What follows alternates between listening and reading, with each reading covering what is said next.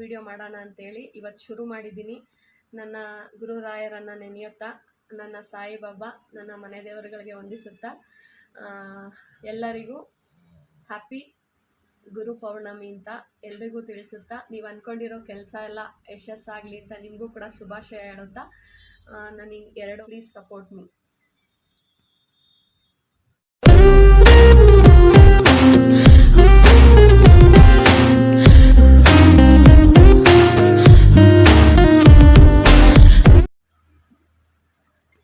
Hi, ನಮಸ್ತೆ ಸ್ನೇಹಿತರೆ. 2 ವರ್ಷದ ನಂತರ ಮತ್ತೆ ನನ್ನ ಲೋಕ ಲೈಫ್ ಸ್ಟೈಲ್ ಅಂದರೆ ನನ್ನ ಚಾನಲ್ ನೇಮ್ ನನ್ನ ಲೋಕ ಲೈಫ್ ಸ್ಟೈಲು. ಯಾಕೆಂದರೆ ಇದೇನು ಹೊಸ ಚಾನಲ್ ಏನಲ್ಲ, ಇದು 2022ನಲ್ಲೇ ಶುರು ಮಾಡಿದ್ವಿ. 1 ವರ್ಷ ಗ್ಯಾಪ್ ಕೊಟ್ವಿ, ಏನು ವೀಡಿಯೋ ಇಂಟ್ರೋ ಮಾಡಿ ಹಾಕ್ಬಿಟ್ಟು ಏನು ವೀಡಿಯೋಸ್ ಮಾಡಿ ಹಾಕಿರಲಿಲ್ಲ. ಅದಾದ ನಂತರ 2022ರಲ್ಲಿ ಮಾಡಿದ್ದು.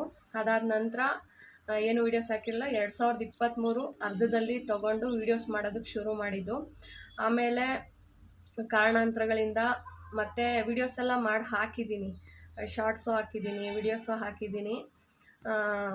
ಕಾರಣಾಂತರಗಳಿಂದ ಮಧ್ಯದಲ್ಲಿ 2 ವರ್ಷ ಯಾಕೆ ಬ್ರೇಕ್ ಆಯಿತು ಅಂದರೆ, ನನ್ನ ತಂದೆಯವರು ಕಾರಣಾಂತರಗಳಿಂದ ಹಿಂಗೆ ತೀರೋದು, ಹೆಲ್ತ್ ಇಶ್ಯೂಸ್ ಆಗಿ.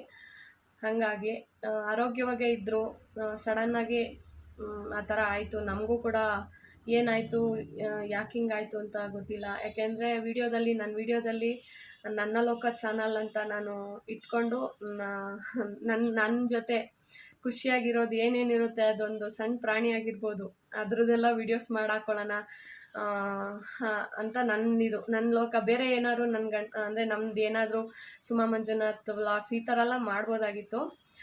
ನನ್ನ ಮನೆಯವ್ರಿಗೆ ವೀಡಿಯೋಸ್ಗೆಲ್ಲ ಬರೋದು ಇಷ್ಟ ಆಗಲ್ಲ, ಬೇಕಾದ್ರೆ ವಾಯ್ಸ್ ಬರುತ್ತಷ್ಟೇ. ಅಂದರೆ ಅವ್ರದ್ದು ಮಾತಾಡೋದೆಲ್ಲ ಆ ಥರ ಮಾಡ್ಕೋಬೋದಷ್ಟೇ. ನಾನು ವೀಡಿಯೋಸ್ಗೆಲ್ಲ ಪಾಪ ಬರ್ತಾರೋ ಇಲ್ವೋ, ಅವ್ರ ಇಷ್ಟಕ್ಕೆ ನಾನು ವಿರೋಧ ಇಲ್ಲ. ಅಂದರೆ ನಾನು ಮಾಡೋದೇನು ಅವರು ಅಡ್ಡಿಪಡಿಸಲ್ಲ. ಒಳ್ಳೇದೇನಿದೆಯೋ ಮಾಡಮ್ಮ ಅಂತಾರೆ, ಅದೊಂದೇ ಖುಷಿ. ನನ್ನ ತಂದೆ ಹೇಗೆ ಸಪೋರ್ಟ್ ಮಾಡ್ತಿದ್ರು, ಏನಾದ್ರು ಒಂದು ಮಾಡ್ತೀನಿ ಅಂದರೆ ಹೋಗಿ ಮಾಡು, ಆದರೆ ಒಳ್ಳೇದೇನಾದ್ರು ಮಾಡು ಅಂತ ಹೇಳ್ತಾರೆ. ಹಂಗೆ ಈಗ ನಾನು ಕೂಡ ಹಳೆ ಚಾನಲ್ನೇ ಮತ್ತೆ ಮುಂದುವರ್ಸೋ ಸಲುವಾಗಿ ಅಷ್ಟೇ. ಅಪ್ಪ ತೀರ್ಕೊಂಡಿದ್ರಿಂದ ಬ್ರೇಕ್ ಆಗಿತ್ತು ಅಷ್ಟೇ. ಈಗ ಕಿರು ಪರಿಚಯ ಅಂತ ಹೇಳಿದ್ನಲ್ವಾ, ನನ್ನ ಹೆಸರು ಬಂದು ಸುಮಾ ಅಂತೇಳಿ, ನನ್ನ ಹಸ್ಬೆಂಡ್ ಹೆಸರು ಬಂದು ಮಂಜುನಾಥ್ ಅಂತ. ನಾನು ಹುಟ್ಟಿ ಬೆಳೆದಿದ್ದೆಲ್ಲ ಬೆಂಗಳೂರು, ಓದಿದ್ದು ಕೂಡ ಬೆಂಗಳೂರು ಸುತ್ತಮುತ್ತನೇ. ನನ್ನ ವಿದ್ಯಾಭ್ಯಾಸ ಬಂದು BCom ಆಗಿದೆ ನಂದು. BCom ಆದಮೇಲೆ ನಾನು ಮದುವೆ ಆಗೋವರೆಗೂ ಕೂಡ ಒಂದು 2-3 ಕಡೆ ವರ್ಕ್ ಮಾಡಿದ್ದೀನಿ. ಸ್ಟಾರ್ಟಿಂಗ್ ಫ್ರೆಷರ್ ಆಗಿ JP ನಗರಲ್ಲಿ ಆಕ್ಸನ್ ಟೆಕ್ನಾಲಜೀಸ್ ಅಂತ ಅಲ್ಲಿ ವರ್ಕ್ ಮಾಡಿದೆ. ಅದಾದ ನಂತರ ನಮ್ಮೂರಲ್ಲೇ ಲೈಬ್ರರಿಯಲ್ಲಿ ನಮ್ಮ ಚಿಕ್ಕಪ್ಪ ಮತ್ತು ನನ್ನ ತಂದೆಯವರು ನೋಡ್ಕೋತಾಯಿದ್ರು. ಊರಿನಲ್ಲಿ ಗ್ರಂಥಾಲಯ ಇರುತ್ತಲ್ವ, ಅಲ್ಲಿ ನೋಡ್ಕೋತಾಯಿದ್ರು. ನನ್ನ ಚಿಕ್ಕಪ್ಪನವರು ಹೆಚ್ಚಿನ ಅಂದರೆ ಗ್ರಂಥಾಲಯ ಇದರಲ್ಲೇ ಹೆಚ್ಚಿನ ವಿದ್ಯಾಭ್ಯಾಸಕ್ಕೋಸ್ಕರ ಅವ್ರು ಹೋಗೋ ಸಲುವಾಗಿ ಆ ಸಮಯದಲ್ಲಿ ನಾನು ಮತ್ತು ನನ್ನ ತಂದೆ ಲೈಬ್ರರಿ ನೋಡ್ಕೋತಾ ಇದ್ವಿ. ಆಗ ಒಂದು 8 to 9 months 10 months ಅಂದ್ಕೊಳ್ಳಿ, ನಾನಾಗ ಸ್ವಲ್ಪ ದಿನ ಗ್ರಂಥಾಲಯ ನಿರ್ವಾಹಕಿಯಾಗಿ ಸ್ವಲ್ಪ ದಿನ ಅಲ್ಲೂ ಕೂಡ ಕೆಲಸ ಮಾಡಿದೆ. ಅದಾದ ನಂತರ ನನ್ನ ಸ್ನೇಹಿತೆ ಪದ್ಮಾ ಅಂತೇಳಿ, ಅವರು ಬನಶಂಕರಿಯಲ್ಲಿ ವರ್ಕ್ ಮಾಡ್ತಾಯಿದ್ರು, ನೊಬೆಲ್ ಆಟೋಮೇಟಿವ್ ಪ್ರೈವೇಟ್ ಲಿಮಿಟೆಡಲ್ಲಿ. ಅದಾದ ನಂತರ ಅಲ್ಲಿಗೆ BCom ಮಾಡಿರೋರು ಕೆಲ್ಸಕ್ಕೆ ಬೇಕು ಅಂತೇಳಿ ಸರ್ಚ್ ಮಾಡ್ತಿರ್ಬೇಕಾದ್ರೆ ಅಲ್ಲಿ ಕೆಲಸ ಖಾಲಿ ಇದೆ ಬಾ ಅಂತ ಹೇಳಿದ್ರು. ನಾನು ಬನಶಂಕರಿ ಅಲ್ವಾ, ಹೋಗ್ಬೋದು ಅಂತ ಹೋಗಿ ಜಾಯ್ನ್ ಆದೆ. ಬಟ್ ಅದು JC ರೋಡಲ್ಲಿತ್ತು. ಯಾಕೆಂದರೆ JC ರೋಡ್ ಬಂದು ಹೆಡ್ ಆಫೀಸು, ಇದು ಬಂದು ಬನಶಂಕರಿ ಬಂದು ಬ್ರ್ಯಾಂಚ್ ಆಗಿತ್ತು. ಅಲ್ಲಿ ಎಲ್ಲ ಅಕೌಂಟ್ಸ್ದೇನೇ ಇದ್ದರೂ ಅಲ್ಲಿ ನಡೀತಾ ಇತ್ತು. ನಾನು ಡಾಕ್ಯುಮೆಂಟೇಷನ್ ಎಲ್ಲ ನೋಡ್ಕೋತಾ ಇದ್ದೆ. ಅಕೌಂಟ್ಸ್ಗೆ ಸಂಬಂಧಪಟ್ಟಿರೋ ಇನ್ನೂ ಸೀನಿಯರ್ಸ್ ಇದ್ದರು, ಎಲ್ಲರೂ ಸೇರಿ ಅದು ಏನಿರುತ್ತೋ ಆ ಕೆಲಸನೆಲ್ಲ ನಿಭಾಯಿಸ್ಕೊಂಡು ಹೋಗ್ತಾಯಿದ್ವಿ. ಅಲ್ಲಿ ಒಂದು 3.5 years ಅಲ್ಲಿ ಮಾಡಿದೆ. 3 years ಅಲ್ಲಿ ಮಾಡಿದೆ. ಆಮೇಲೆ ನಂದು 2024ಗೆ 23-24 ಮಧ್ಯದಲ್ಲಿ ಮದುವೆ ಫಿಕ್ಸ್ ಆಯಿತು. ಅದಾದ ನಂತರ ಮದುವೆ ಆಯಿತು. ಮದುವೆ ಆದಮೇಲೆ ಯಾವುದೇ ರೀತಿ ಏನು ಕೆಲಸ ಅಂತೇನು ಇದು ಮಾಡಿಲ್ಲ. ನನಗೆ ಓದಬೇಕು ಅಂತ ತುಂಬ ಆಸೆ ಇತ್ತು. ನನ್ನ ಆಗ ಮದುವೆ ಅದು ಫಿಕ್ಸ್ ಆಗಿಲ್ಲ ಅಂತಂದರೆ MCOM ಮಾಡ್ಕೊ ಅಂತೇಳಿ ನಮ್ಮ ಅಪ್ಪ ಹೇಳಿದರು. ಅಂದರೆ ಮದುವೆಗೆ ಅಂತ ಸ್ವಲ್ಪ ಅಮೌಂಟ್ ಎಲ್ಲ ಡೆಪಾಸಿಟ್ ಇಟ್ಟಿದ್ವಲ್ಲ, ಅದು ಅದನ್ನು ಓದ್ಕೊಳ್ಳೋಣ ಅಂಥೇಳಿ ವಿ ವಿ ಪುರಂ ಕಾಲೇಜಲ್ಲಿ ಕೇಳ್ಕೊಂಡೆಲ್ಲ ಬರೋಣ ಅಂತೆಲ್ಲ ನಾನು ನಮ್ಮ ಅಪ್ಪನೂ ಮಾತಾಡ್ಕೊಂಡಿದ್ವಿ. ಓದು, ಯಾರೋ ಮದುವೆನೂ ಸೆಟ್ ಆಗಿಲ್ಲ ಅಂತಂದರೆ, ಅಂದರೆ ಕೆಲಸ ಮಾಡ್ಕೊಂಡೇ ಈವ್ನಿಂಗ್ ಕಾಲೇಜು ಮುಗಿಸ್ಕೊಂಡು ಏನು ನಮಗೇನು ಬಸ್ಗೇನು ಸಮಸ್ಯೆ ಇರ್ತಿರ್ಲಿಲ್ಲ, ಮಾಡ್ಕೋ ಅಂತ ಹೇಳಿದರು. ಆದರೆ ಮದುವೆ ಸೆಟ್ ಆಯಿತು. ಆವಾಗ ನಾವು ಹಿಂಗೆ ಹೇಳಿದ್ದಕ್ಕೆ ಓದೋ ಆಸೆ ಇದೆ ಓದಮ್ಮ ಅಂತಂದರು. ಅಂದರೆ ನಮ್ಮದು ಅದೇ ತಂದೆ ಮನೆ ಬಂದು ಬೆಂಗಳೂರು, ಹುಟ್ಟಿ ಬೆಳೆದಿದ್ದೆಲ್ಲ ಬೆಂಗಳೂರು, ವಿದ್ಯಾಭ್ಯಾಸ ಎಲ್ಲನೂ ಬೆಂಗಳೂರು ಆಸುಪಾಸೆ ಅಕ್ಕಪಕ್ಕದಲ್ಲೇ ಮುಗೀತು. ಮದುವೆ ಮಾಡಿಕೊಟ್ಟಿರೋದು ಬಂದು ಇಲ್ಲಿ ಎಣ್ಣೆಗೆರೆ, ನೆಲಮಂಗಲ ಹತ್ರ ಎಣ್ಣೆಗೆರೆ, ಬೆಂಗಳೂರು ಮಗಳು, ಎಣ್ಣೆಗೆರೆ ಸೊಸೆ ನಾನು. ಹಂಗಾಗಿ ಇಲ್ಲಿ ನಮಗೆ ಸ್ವಲ್ಪ ರೂರಲ್ ಸೈಡ್ ಆಗಿರೋದ್ರಿಂದ ಬಸ್ಸಿಗೆಲ್ಲ ಸ್ವಲ್ಪ ಸಮಸ್ಯೆ ಆಗ್ತಿತ್ತು. ಹಂಗಾಗಿ ನಮ್ಮ ಮನೆಯವ್ರದ್ದು ಡ್ರೈವಿಂಗ್ ಫೀಲ್ಡ್ ಆಗಿರೋದ್ರಿಂದ ಅವರು ಸಂಜೆ ಕರ್ಕೊಂಬರೋಕ್ಕೆ ಟೈಮಿಂಗ್ಸ್ ಏರುಪೇರು ಆಗೋದು ಹಿಂಗೆಲ್ಲ ಇರೋದ್ರಿಂದ ಸ್ವಲ್ಪ ಅದು ಬೇಡ, ಏನು ಪರವಾಗಿಲ್ಲ ಅಂತಂದ್ಬಿಟ್ಟು, ಹಂಗೂ ಕರೆಸ್ಪಾಂಡೆನ್ಸಲ್ಲಿ MCOM ಮುಗಿಸ್ಕೊಳ್ಳೋಣ ಅಂತ ಆಸೆ ಇತ್ತು. ಓದೋ ಆಸೆ ತುಂಬ ಇತ್ತು, ಅದನ್ನ ಹೇಳ್ಬಲ್ಲೆ. MCOM ಮಾಡಬೇಕು ಅಂತ ತುಂಬ ಆಸೆ ಇತ್ತು. MBA ಎಲ್ಲ ಮಾಡೋ ಆಸೆ ಇತ್ತು. ಬಟ್ ಅಷ್ಟು ದುಡ್ಡಿಂದು ಇದೆಲ್ಲ ಇರಲಿಲ್ಲ. ಯಾಕೆಂದರೆ ಅಪ್ಪಂಗೆ ಮದುವೆಗೆ ಅವಕ್ಕೆಲ್ಲ ತೊಂದರೆ ಆಗಬಾರ್ದು. ನನ್ನಿಂದ ನನ್ನ ತಂದೆ ಕಷ್ಟಪಡೋದು ನಂಗೆ ಇಷ್ಟ ಇರಲಿಲ್ಲ. ಹಿಂಗೋ ಇಷ್ಟು ಮಾತ್ರ ವಿದ್ಯಾವಂತರನ್ನಾಗಿ ಮಾಡಿದಾರಲ್ಲ, ಅದು ಖುಷಿ ಇದೆ. ಹಾಗಾಗಿ ಇಷ್ಟ ಆಯಿತು. ಮದುವೆ ಆದಮೇಲೆ, ಅದಾದ ನಂತರ 1 ವರ್ಷ ಆದಮೇಲೆ ನಾನು ಕನ್ಸೀವ್ ಆದೆ. ಒಂದು ಗಂಡು ಪಾಪುನೂ ಆಯಿತು. ಬಟ್ ಅದು ನಮ್ಮ ಜೊತೆ ಉಳ್ಕೊಳ್ಳಿಲ್ಲ.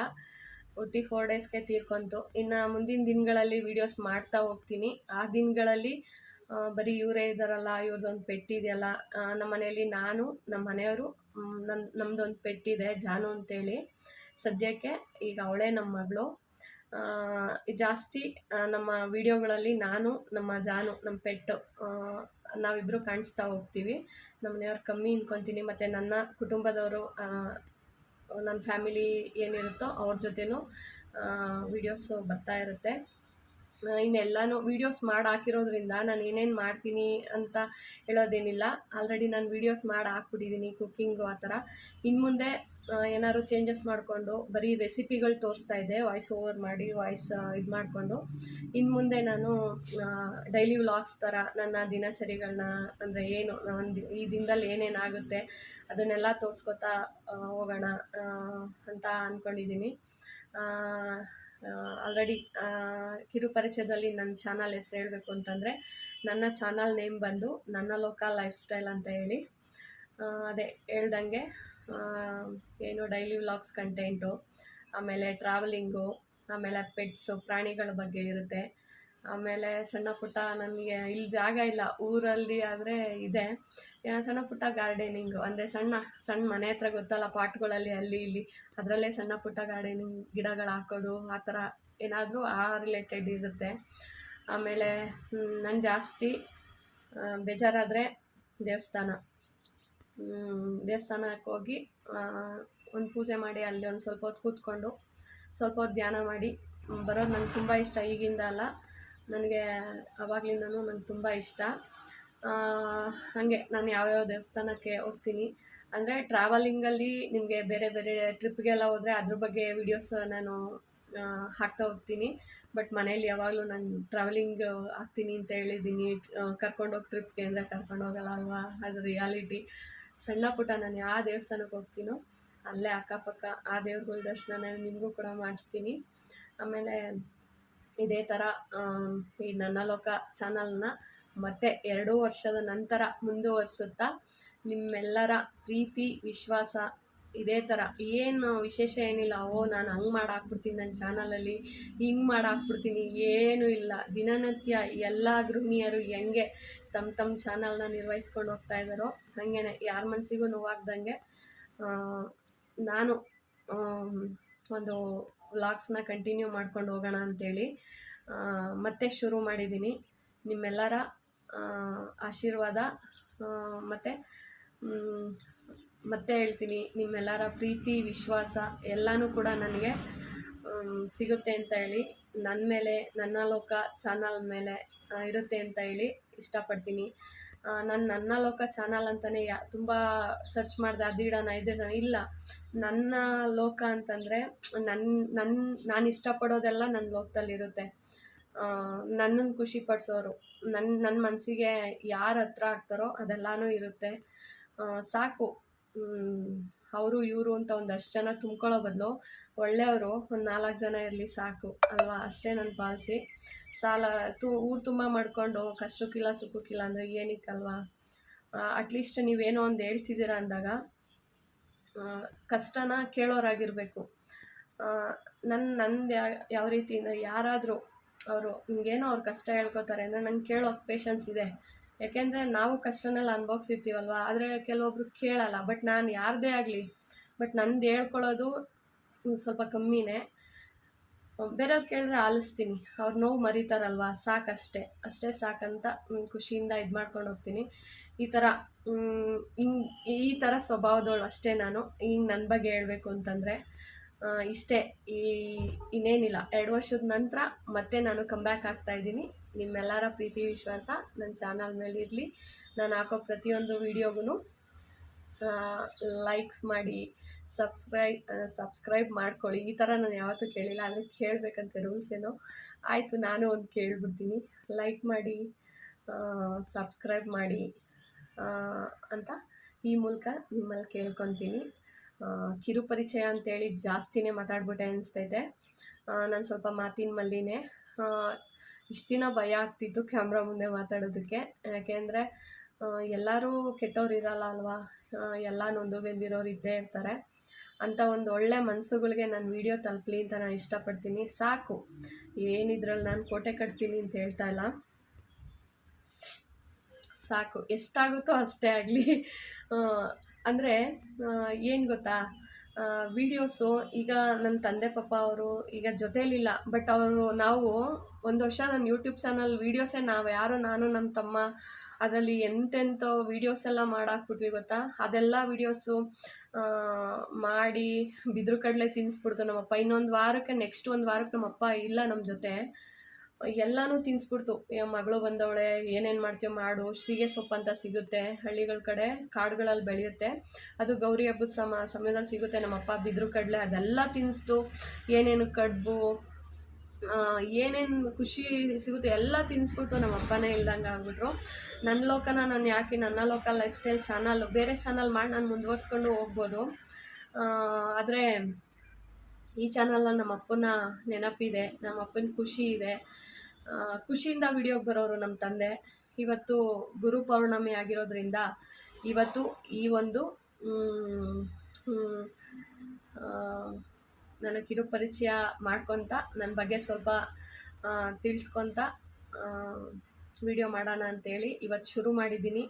ನನ್ನ ಗುರುರಾಯರನ್ನು ನೆನೆಯುತ್ತಾ, ನನ್ನ ಸಾಯಿಬಾಬಾ, ನನ್ನ ಮನೆ ದೇವರುಗಳಿಗೆ ವಂದಿಸುತ್ತಾ, ಎಲ್ಲರಿಗೂ ಹ್ಯಾಪಿ ಗುರು ಪೌರ್ಣಮಿ ಅಂತ ಎಲ್ರಿಗೂ ತಿಳಿಸುತ್ತಾ, ನೀವು ಅಂದ್ಕೊಂಡಿರೋ ಕೆಲಸ ಎಲ್ಲ ಯಶಸ್ಸಾಗಲಿ ಅಂತ ನಿಮಗೂ ಕೂಡ ಶುಭಾಶಯ ಹೇಳುತ್ತಾ, ನಾನು 2 ಮಾತಲ್ಲ 100 ಮಾತನ್ನು ಮುಗಿಸ್ತೀನಿ. Thank you. Please support me.